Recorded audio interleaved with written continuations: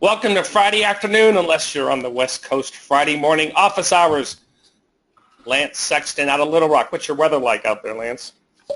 Bob, it's, in fact, I got out and mowed the yard yesterday, Bob. I've got about a 1 acre lot, and I lost 3 pounds mowing the yard. I don't know what that tells me, but it's hot. It's hot.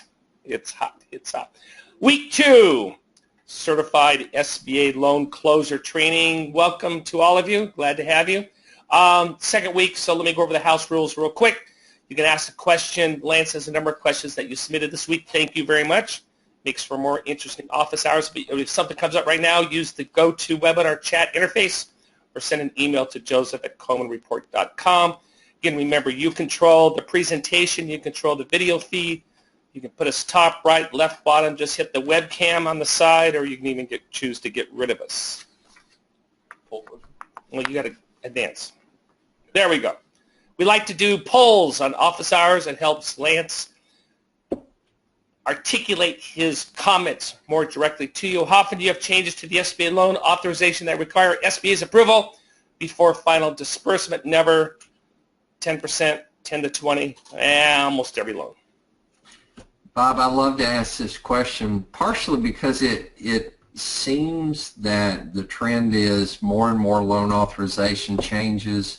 I think as a closer, that if you can get everybody on the team to work harder to get the information correct on the front end, there could be fewer of these. But I'll be curious what the answers are. Lance, you know, we're rolling out BDO training in September. I'm going to be teaching that. I'm going to bring you in for a couple sessions. One of my themes is, gang, do your job right. Well, I think that's an incredibly relevant point. If we can get the people bringing the deals in, the people doing the underwriting to do their job well, then our closers will have it easy. They're not going to have to worry about a lot of loan authorization. Unfortunately, zero said never. 62%, less than 10%. I think that's the best practice. 23, 10 to 25, and 15% of you are out there ready to pull your hair out. So that's a challenge. Poll question number 2. How often do you have changes to the SBA loan authorization after final disbursement? Same. Now, Bob, this is a very curious question, and the reason I ask this, a lot of SBA lenders don't realize you can change the authorization even after the loan's disbursed. You can make corrections and changes, and it's important that you understand you can do this, and it's important as a good SBA lender that you make sure that authorization all the way through the life of the loan still reflects what actually has happened with that SBA loan.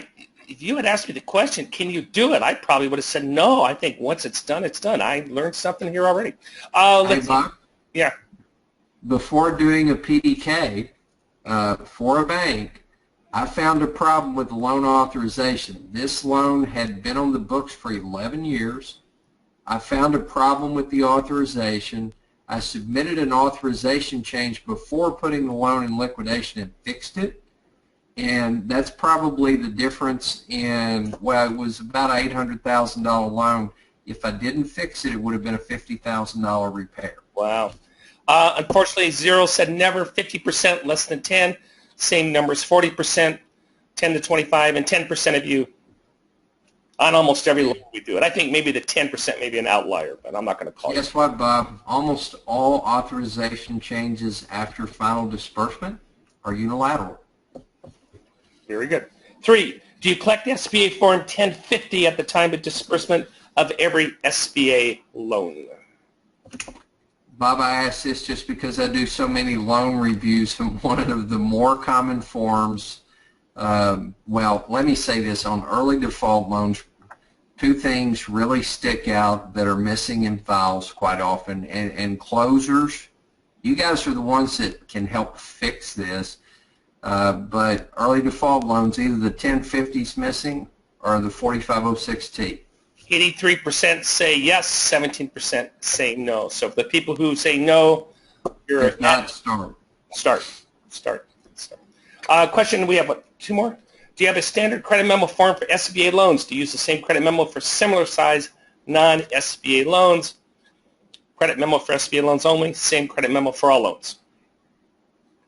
Yeah, and Bob, I was just trying to find out, are our bankers using their normal credit memo and making it fit the SBA loan program, or do they have a separate credit memo specifically for their SBA lending effort? 80% do the same thing, 20% do the credit memo for SBA loans only. Right. What did you want the takeaway to be for week 2? Well, I think we talked about a variety of topics. The SBA authorization, of course, I've said this time and time again, is the Bible for closing, servicing, and liquidating the SBA loan. It's so critically important that the authorization is accurate. If there are changes, please make sure that those appropriate changes that were made prior to final disbursement have the appropriate SBA approval and file. If it's after the final authorization, many of the authorization changes are unilateral, but you want to document it.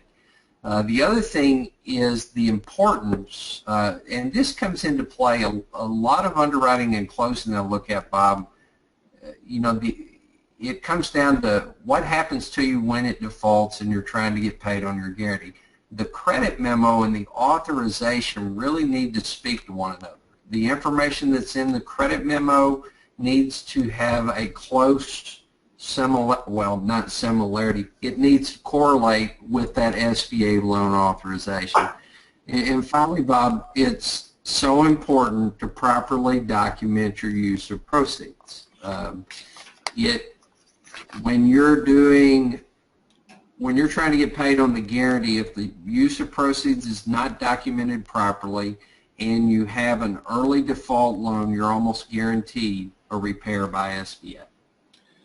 Let's go to the email questions. Email question number 1. For loans over $350,000, is there a minimum global cash flow requirement? The business debt service coverage ratio is 1.15 to 1. However, I'm not able to verify if there is a global requirement on the larger loans. And that's a good question, and the SOP only speaks to the business debt service coverage ratio. Now, this brings up a really good topic, a prudent lender topic. If your bank normally uses global debt service coverage as a decision maker, then you need to use it in your SBA loans as well. But the SOP only speaks to the business debt service coverage. You're absolutely correct. And good. Question number 2. Business startups. Does the SBA require a startup company to project a cash flow of 1-to-1 for the first year of operations? Is it realistic for a startup company to be able to do that? However, go ahead. Well, first of all, it's a startup, and you're using projections, and you do want those projections. One thing that I saw on a OIG review of a file, they criticized the projections that were used on a startup business in an SBA loan as being unrealistic, unsubstantiated. So you want projections that are realistic and have, I always like summary of assumptions that explain where the numbers came from. But let's face it, guys, it's not that hard to get a set of projections to show a 1-to-1 debt service coverage ratio. Now, is it realistic for the first year? Depends on the business type. I would say if you took 10 startup businesses and were looking for them all to cover debt the first year, probably 60 to 70% of them would not. But in your loan application, your projections at least need to show the 1-to-1. Doesn't that have to be at least a 1.15 to 1, Lance? On 1.15, you're correct. Yeah, I think, yeah. And you can do cash flow based on financial statements, tax returns, or projections, but you need to underwrite those projections with the same due and care as the underwriter would on a financial statement or tax return. But you're absolutely right. If you're the closer, take a look at those projections. And SBA has popping guarantees from lenders for failing to be prudent in underwriting those projections. And if you don't think that the underwriter's done their job, bounce it back. Tell them, hey, you need a paragraph addressing this. That's all it takes. Good Absolutely. answer. Number 3, Global cash flow calculations. For the past 4+ years, as a matter of practice, part of our underwriting criteria, we've calculated global cash flow on all of our small business loan requests, which includes non-guarantor spousal income and obligations. We have remained faithful to this method of analysis and have underwritten our SBA loans in the same manner. I was advised that this would be accepted for SBA loans since we could evidence this as our standard underwriting procedure. As I proceed through this course and obtain a better grasp of the seriousness of being compliant, I would like to better understand if this is appropriate. And, you know, how come the question is longer than the answer? Bob, because the question basically answered itself. This question says that as a prudent lender, this is a practice they use. So the answer to the question is absolutely. If this is your prudent lending practice, you need to use it with your SBA loans, and it will be compliant. And is this a prudent lending best practice, in your opinion? Yes, absolutely. Yeah, I agree.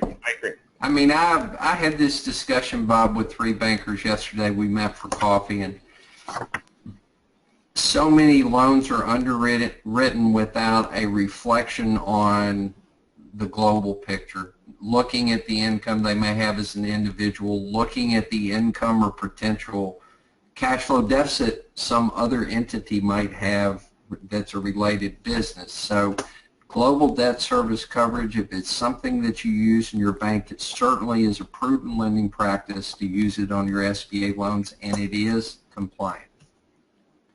I'm not going to read question number 4 completely since you put it up. I can't even look to see it.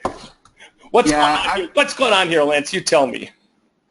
Well, there's somebody that was on the CAVERS list for not being current on their FHA loan, and that would normally indicate a decline on the SBA loan. But what the bank's proposing to do is to do an in-house with unreasonable terms, is pretty much the way it is, probably a short maturity or a bullet payment, and can they refinance that? Is it okay? And you know, the answer to the question is, if they're off the CAVERS list at the time of the refinance, yes, you can refinance it. As a prudent lender, I would really want to know why they were on the CAVERS list to begin with. And I know they were past due on their FHA loan, but I want to ask the question, why are you making a business loan to somebody who's past due at some point on their home mortgage? I think this screams red flag, be careful. And, oh, absolutely. And if you're being too cute, the Inspector General, the auditors, they're not stupid. Well, and that last little tidbit of the answer, Bob, is actually the SOP discussion of this situation. But I do think it is possible that if you get down the road, everything else looks good, they're off the CAVERS list at the time of the same institution debt refinance, and you've met all the requirements. You know, technically you could do it. Now, as a prudent lender, would I? Probably not. Yeah, the only way that I would do this is I would be completely transparent. I would be to document the file. What happened? Why did it happen? And how come it's not going to happen to our loan? What was the circumstance that this will not reoccur? By the way, our class member who asked these questions, great questions. Yeah, I really love these questions. Question number 5. Do you or does anyone have a loan review checklist that they would be willing to share? In this particular case, I shared with this class member the SBA lender risk-based review form. All of you can go to SBA's website. Stop. It's in the chat box. You can click on it. Oh, I'm sorry. It's in the chat box. I don't have to do that. But so it's one of the handouts. You can get that. But the risk-based review form, there are a number of outlines or ways to organize your review. You know, if the Office of Credit Risk Management says that this is the form for reviewing an SBA loan, it's my belief that that's probably one of the better formats that you can use. Some of the areas will not be applicable to every situation. So you're going to go through and you're going to look at each item, verify that information, and if it's not applicable, put NA. But it's probably the best format when reviewing the loans at or after closing. I agree. Lance, a question came in. Thank you very much for this. If we are a POP lender, does the 327 need to be approved by the SBA if it is within our authority prior to first disbursement? Now, I assume we're talking about a loan authorization change here. I'm a little... 327 is just a servicing action, but I'm curious what type of servicing action. I tell you what, if you could send an email to Lance, be more specific, and we'll address it next week. How's that sound? Yeah, I'll be very happy to, because the 327 just tells me we've got a servicing action. It could be an increase. It could be a change in disbursements period. Could be a loan authorization change. Week 3, what are you going to be telling us? Well, we're going to talk some more about the credit memo, but in reflection to the SBA Form 1920. The 1920, I talked about loan reviews, Bob. The thing that blows me away are the occasions when the SBA Form 1919 and 1920 are not in the file. It can be fixed, but it always tickles. Well, it doesn't tickle me. It just blows me away that they're not in there. Right. But we're going to talk about the 1920 and how it's supposed to match up with the credit memorandum. We're going to talk about the eligibility issues that we find on the 1920. It's basically a good, strong discussion of the very important SBA Form 1920, which is the application form now, and it took over. I've said this before, Bob. SBA is always telling us that they're going to get simpler, more efficient, fewer forms. The 1920 is probably the best example of an SBA change that really adheres to that guideline.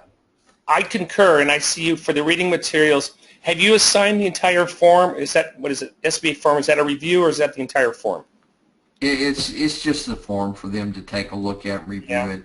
I just think Go ahead. I'm sorry, Bob. No, you're fine. Getting very comfortable with the 1920, understanding the various sections, also understanding that you need to pay attention and answer all the questions. And then we're going to talk a little bit about that lender certification, Bob, that you and I have talked about so many times. That's so important to understand what that means and what it obligates you as an SBA lender to. I would encourage you in your reading to take a good hour. Take your time and read the form thoroughly. Everything you need to know about SBA lending is truly in that form from an eligibility standpoint.